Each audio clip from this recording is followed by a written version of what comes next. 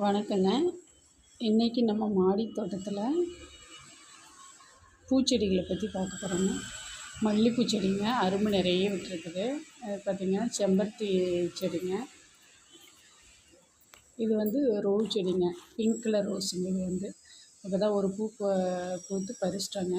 இப்போ 2 துளிர் வருதுங்க, 2 கிளை வருது பாருங்கள். அது பார்த்திங்கன்னா இது ரெட் கலர் ரோஸுங்க, நிறைய மொக்கு இருக்குது.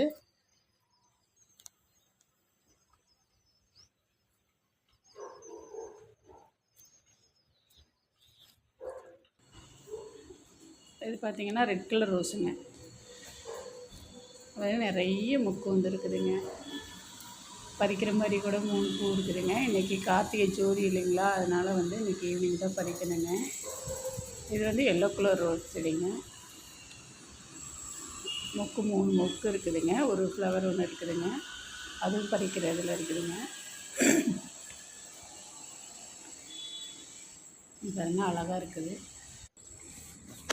அப்புறம் பார்த்திங்கன்னா இது ஃபேண்டா கலர் ரோஸுங்க. ஃபேண்டா கலர் ரோஸ் நிறைய மொக்கு வந்துருக்குதுங்க, நிறைய பூ பறிச்சிட்டோங்க.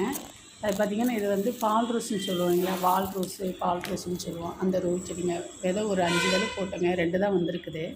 இது பார்த்திங்கன்னா ஃபேண்டா கலர் ரோஸுங்க, நிறைய மொக்கு இருக்குது. நிறைய பூ பறிச்சிட்டோங்க, நிறைய வந்துகிட்டே இருக்குது. Okay friends, thank you.